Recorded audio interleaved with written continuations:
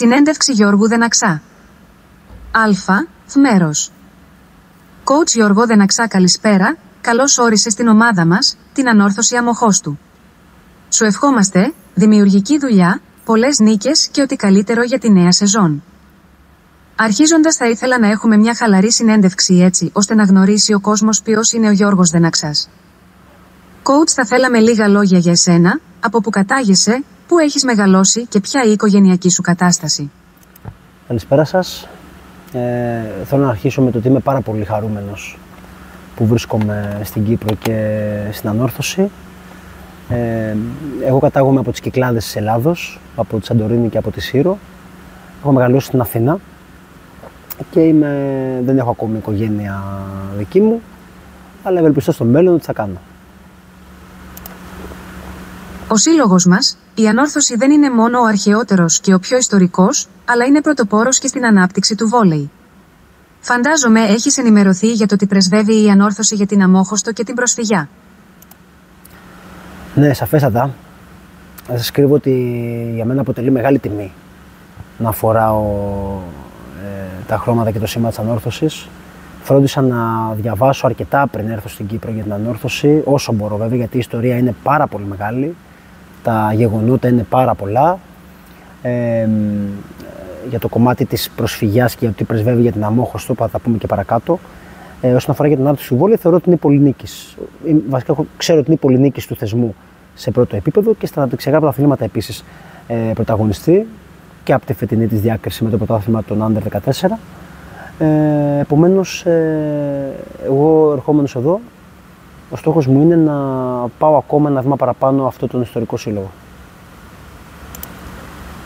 Πώς ακολούθησες το βόλεϊ? Το βόλεϊ το ακολούθησα ως εξής. Από μικρός έπαιζα ταυτόχρονα και ποδόσφαιρο. Δεν σας κρύβω ότι με τράβηξε το βόλεϊ γιατί μου έβγαζε περισσότερα ομαδικά στοιχεία. Και γιατί μου άρεσε αυτό το ότι έπρεπε να αποφασίσεις σε πάρα πολύ λίγο χρόνο την επόμενή σου κίνηση. Κάτι που στα άλλα αθλήματα δεν είναι τόσο ακαριαίο. Λίγα λόγια για την πορεία σου ως παίχτης. Εντάξει, σαν παίκτης εγώ έπαιξα στην ουσία βόλεϊ μέχρι μια μικρή ηλικία, όπου αποφάσισα να ασχοληθώ επαγγελματικά με την προπονητική. Βέβαια, όλα αυτά τα χρόνια, τα τελευταία 17, παίζω beach volley στο υψηλότερο επίπεδο. Το παικτικό κομμάτι στην ουσία εμένα με βοήθησε σε τι? Με βοήθησε να δοκιμάζω σε μένα προπονητικές μεθοδολογίες και τεχνικές, τις οποίες στο τέλος τις έκανα και επάγγελμα. Ποιο το μεγαλύτερο επίτευγμα σου ως παίχτης?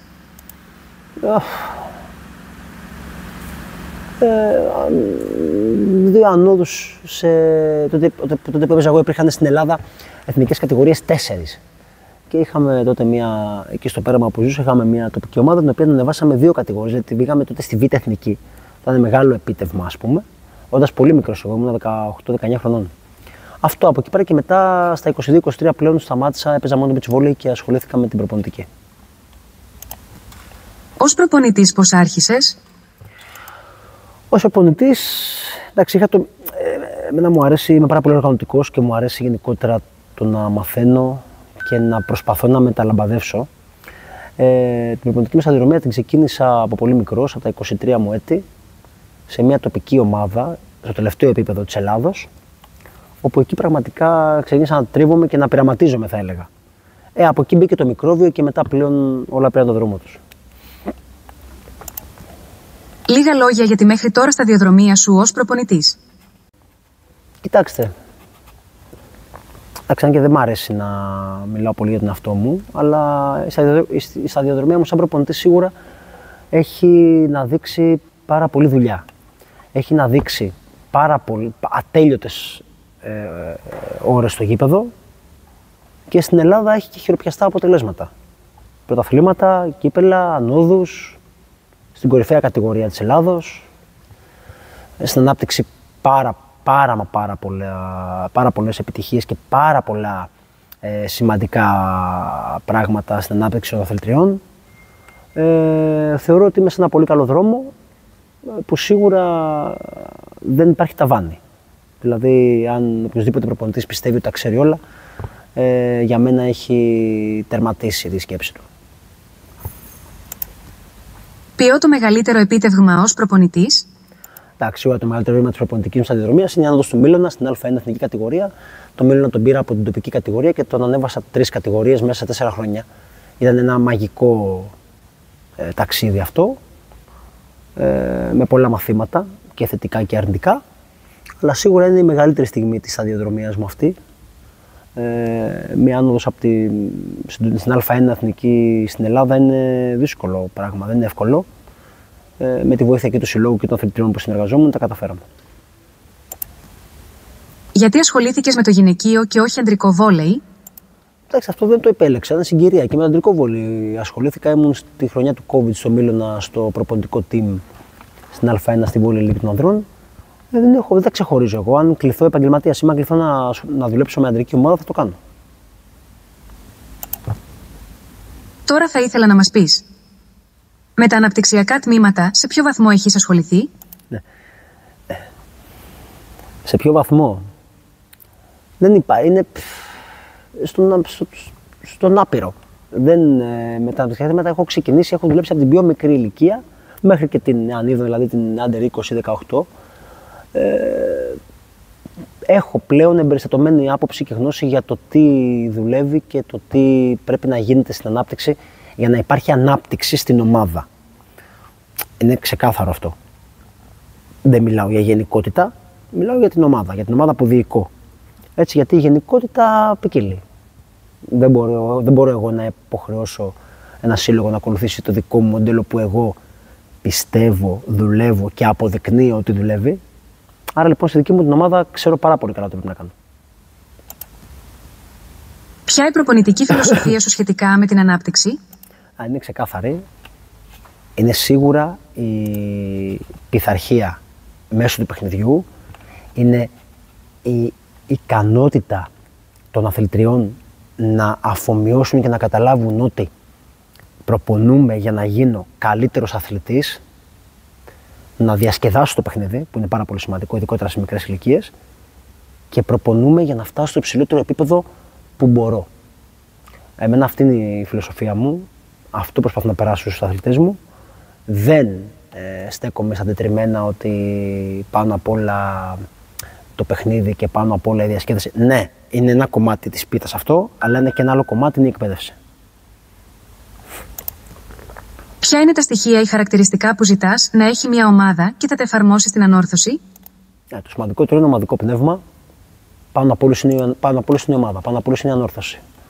Από εμένα, από τον πρόεδρο, από τους αθλητές, από όλους. Ένα αμέσως επόμενο είναι η δίψα για την νίκη. Χωρίς να αποτελεί αυτό σκοπό. Αλλά θέλω η ομάδα μου, θέλω η ανόρθωση την επόμενη χρονιά όταν πατάει το πόδι της στο γήπεδο, να διψάει, να παίξει καλά και αν αξίζει να κερδίσει, να κερδίσει. Αυτά για μένα είναι αδιαπραγμάτευτα. Η πειθαρχία, η οργάνωση και η δίψα για την νίκη είναι βασικοί πυλώνες της φιλοσοφίας μου. Τι είναι τόσο ελκυστικό στο να δουλεύεις με μικρές ηλικίες και την ανάπτυξη? Εντάξει, το ελκυστικό έχει να κάνει με το ότι βλέπεις την εξέλιξη και το ότι έχεις την ηθική ικανοποίηση, το ότι ένα παιδί το οποίο το δουλεύω 3 χρόνια από μια μικρή ηλικία κατάφερα να το βάλω να παίξει στην πρώτη ομάδα η οποία αγωνίζεται στην κορυφαία κατηγορία της εκάστοτε χώρας, παραδείγματος χάρη τώρα στην Κύπρο. Θεωρώ ότι μεγαλύτερη ικανοποίηση από αυτό δεν υπάρχει και βέβαια μετά από χρόνια να ακούσω από αυτό το παιδί ότι αυτός ο άνθρωπος σε μένα κάτι μου μάθε. Από αυτόν κάτι έμαθα. Αυτό είναι. Κάτι άλλο δεν υπάρχει. Πώς καλλιεργείται το πνεύμα συνεργασίας και σεβασμού στην ομάδα? Δύσκολο. Δύσκολο και ειδικότερα όταν μιλάμε για γυναίκες αντικειμενικά. Εντάξει, αυτό έχει να κάνει πάρα πολύ με τα όρια και τα στεγανά που υπάρχουν στην ομάδα, που τα καλλιεργεί πρώτος ο προπονητής, μετέπειτα η διοίκηση. Το πώς ανατροφοδοτεί συνέχεια τους αθλητές σου και τις αθλητριές σου. Ο σεβασμός είναι βασικό κομμάτι. Χωρίς σεβασμό δεν μπορούμε να προχωρήσουμε. Και η συνεργασία, χωρίς συνεργασία δεν μπορούμε να παίξουμε βόλεϊ. Ένα αμιγώς ομαδικό άθλημα. Άρα λοιπόν είναι δύσκολο αυτό και ο τρόπος, η συνταγή δεν υπάρχει αν με ρωτάτε. έχει να κάνει με την ομάδα, έχει να κάνει με τη συνθήκη την εκάστοτε. Δηλαδή στην ανόρθωση πρέπει να κάνω αυτό. Στο Μίλον έκανα κάτι άλλο. Στο Απόλλωνα και Ατσινίου έκανα κάτι άλλο. Έχει να κάνει με το πώς αντιλαμβάνεσαι το σύλλογο και το σωματείο και το περιβάλλον του. Είναι ένα πολύπλευρο κομμάτι αυτό. Κότς, ευχαριστώ πολύ. Δεν φτάσαμε στο τέλος της συνέντευξης απλά, θα επανέλθουμε αύριο για το δεύτερο μέρος. Καλό βράδυ. Φίλοι και φίλες, μείνετε μαζί μας. Αύριο το δεύτερο μέρος της συνέντευξης γνωριμίας με τον πρώτο προπονητή της ομάδας μας, Γιώργο Δεναξά.